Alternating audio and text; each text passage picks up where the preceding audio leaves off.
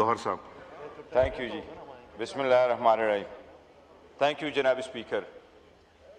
जनाब स्पीकर, आज का दिन बड़ा अहम है हमारे लिए। जिनके वोट और सपोर्ट से हम आए हैं, हमें ये पता नहीं है कि वो जिंदगी और मौत के किस कशमकश से गुजर रहा है, उसके खानदान को नहीं पता। अचकज़ई साहब ने सही फरमाया है कि जब हमारी कोशिश होती है कि हम इस तरफ से चल पड़ें कि हालात बेहतरी की तरफ जाए, कोई डायलॉग शुरू हो, ये हाउस मजबूत हो, ये जमहूरियत मजबूत हो, इस मुल्क का दिफा मजबूत हो, तो ऑल ऑफ अ सडन वो कुछ किया जाता है जिसकी तवक्को नहीं थी। जनाब स्पीकर, कोई माने न माने हुकूमत वाले साइड्स पे से, लेकिन दुनिया ये मानती है कि इमरान खान इस वक्त दुनिया का मकबूल तरीन लीडर है।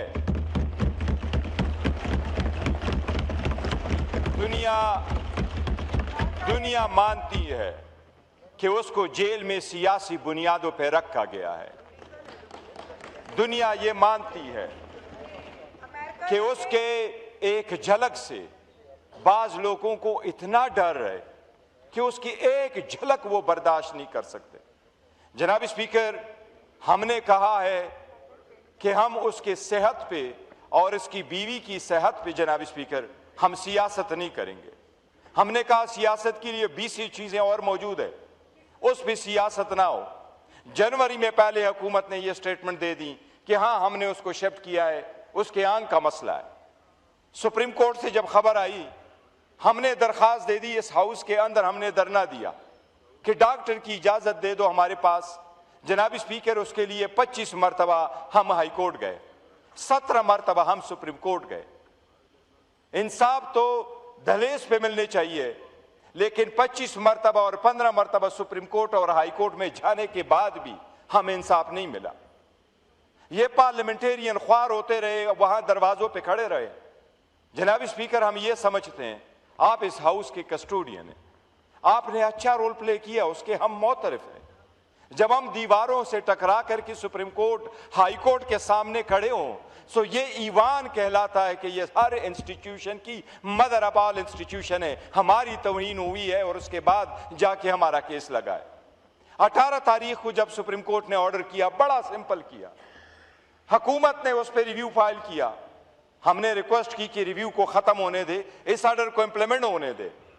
जनाब स्पीकर, हमने अपने वर्कर सपोर्टर को और पार्टी वो लोगों को कहा कि कोई शिफा इंटरनेशनल की तरफ ना जाए, कोई वीडियोग्राफी ना करे, कोई वहां से ऐसे हालात पैदा ना करे कि खान के इलाज मुआलजे में मसला आ जाए या बाहर जो मरीज है उनके पास मसला हो। जनाब स्पीकर, हमने पॉलिटिकल कमेटी और कोर कमेटी की मीटिंग बुला करके कहा कि सुप्रीम कोर्ट के ऑर्डर का एहतराम किया जाए। हमने अपने लोगों को कहा कि वहां कोई वीडियो ना बना ले।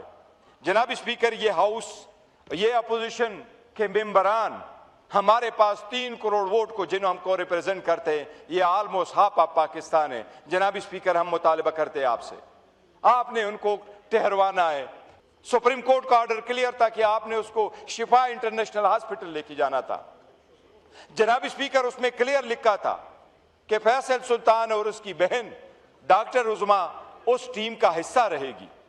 जनाब स्पीकर, सुप्रीम कोर्ट के ऑर्डर के मुताबिक उन्हें टेस्ट और मेडिकल एग्जामिनेशन के लिए लाना था।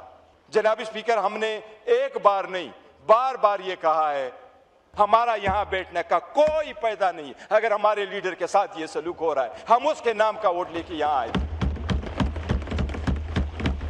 जनाब स्पीकर, हमने बड़ी कोशिश की कि सारी चीजों के बावजूद आपके साथ रहे, इस पार्लियामेंट के इस हाल में बैठ करके अपना रोल प्ले करे।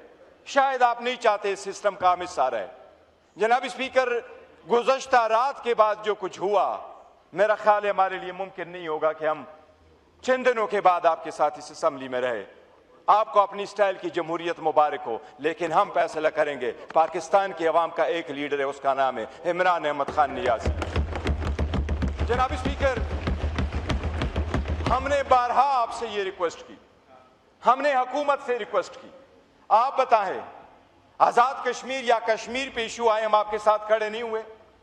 इजराइल पे आपके साथ खड़े नहीं हुए, ईरान पे आपके साथ खड़े नहीं हुए, इंडिया के साथ आपके साथ खड़े नहीं हुए।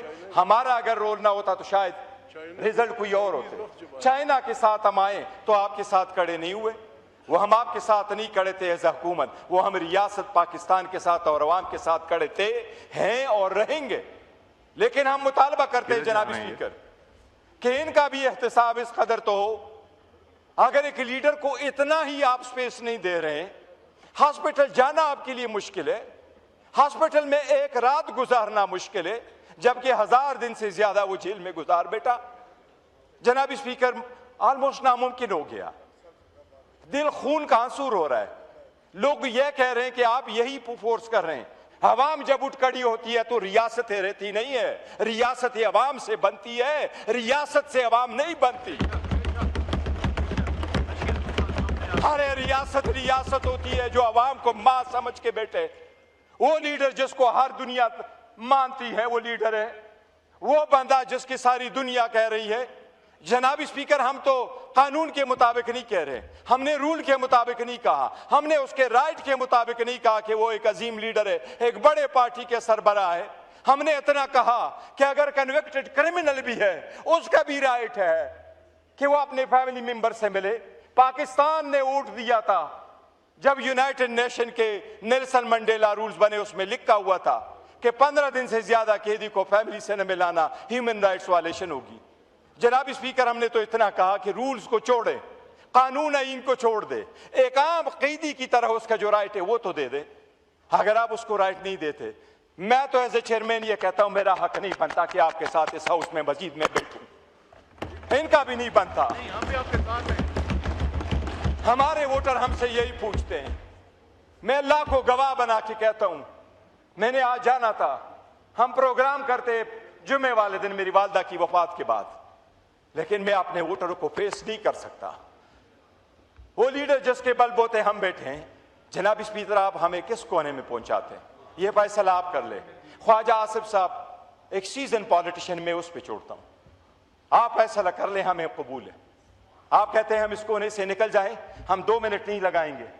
ये बैठे हैं हमारे लीडर खान ने उसको ये मशल दिया हुआ कि ये फैसले करेगा, हम फॉलो करेंगे। और अब हम यूनाइटेड अपोजिशन है, थैंक्स टू मौलाना साहब, वो हमारा हिस्सा है। जनाब स्पीकर, आप फैसला कर ले। अगर आपका लीडर ऐसा हो आप क्या कहेंगे, ख्वाजा साहब का लीडर ऐसा हो तो वो क्या फैसला करेंगे? क्या रात के अंधेरी में ये है? मैं बिलावल का मशकूर हूं कि कल उन्होंने ये कहा कि इसका इलाज करें।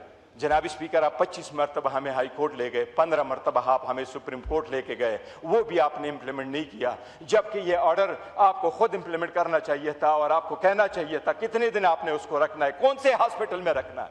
हमारा लीडर ऐसा है, मैं आपको यकीन से कहता हूँ, 3 दिन रखे, चौथे दिन उसने कहना मुझे किसने इस हॉस्पिटल में रखा है, मैंने जाना है। हमने कहा है खान 1 सेकंड इलाज और इसके टेस्ट से ज्यादा हॉस्पिटल में नहीं रहेगा, वो डील वाला बंदा नहीं है। जनाब स्पीकर, इस जमहूरियत को अगर बचाना है तो जो मैंने बातें की इस पे गौर कर लें। हम जमहूरियत के वफादार है, उस वफाद के वफादार है, हम इसके आलमबरदार है जमहूरियत के। जनाब स्पीकर, बड़ा सीरियस इशू है, आज का दिन बड़ा भारी है, हमारे वर्करों पे आज का दिन बहुत भारी है, रात का दिन बहुत भारी रहा है। उसके बहनों की आवाज़ अगर आई है तो हम नहीं चाहते कि जनाब स्पीकर। जी शुक्रिया, थैंक यू। अमीन उल हक साहब सप्लीमेंट्री। शुक्रिया जनाब वाला। चूँकि सड़कों की बहाली की बात हो रही है, मेरे अपने ऑनरेबल सेक्रेटरी साहब से सवाल है कि M9 जो कराची से लेकर हैदराबाद तक है, उसके हर गुजरते दिन के साथ हालत ख़राब से ख़राबतर होते चले जा रहे हैं। क्या M9 के हवाले से जो कराची से हैदराबाद है उसकी जिसे कहते हैं कि रीफब्रिश करने के हवाले से कितने पैसे रखे गए और वो कब तक दुरुस्त हो जाएगा, और साथ साथ अगर इसका मुतबादिल क्या M10 के हवाले से जो काम हो रहा है उसके बारे में भी थोड़ा बता दें। जी जी जनाब स्पीकर, बिल्कुल this is the only missing link जो पेशावर से हमारा कराची तक का है M9, और इसके ऊपर आते ही हमारी जो गवर्नमेंट मियाँ शहबाज शरीफ साहब का जो पहला हमें इंस्ट्रक्शंस थी कि इसके ऊपर आप टॉप प्रायोरिटी पे रखें। जनाब स्पीकर, मैं यहाँ पे अपने हाउस को ये अच्छी खबर देना चाहता हूँ कि ये जो पिछले 30 साल से इस पर काम नहीं हुआ था, अल्हम्दुलिल्लाह जब हम आए तो हमने इसके ऊपर एक कंसल्टेंट, इंटरनेशनल कंसल्टेंट हायर किया IT कॉर ने, और हमने वो वजूहात जानने की कोशिश की कि वो क्या वजूहात हैं जिसकी वजह से ये पिछले 30 साल से नहीं बन पाया। पता ये चला जनाब स्पीकर कि ये 400 बिलियन प्लस जो है, कोई इन्वेस्टर इसके ऊपर इन्वेस्ट करने के लिए तैयार नहीं। जैसे पहले मैंने अर्ज़ की कि हमारे पास यही फ़ंड कलेक्शन होती है, गवर्नमेंट के पास इतने पैसे नहीं थे कि वो 400 बिलियन दे सके। हमने जनाब स्पीकर इसको 5 सेक्शंस में तकसीम किया, जिसमें सक्खर से रानीपुर था, फिर इस तरह मुसलसल 5 सेक्शंस थे 50-50 किलोमीटर के, और इन 50 किलोमीटर का जो है सेक्शंस हमने फ्लोट किए इंटरनेशनली।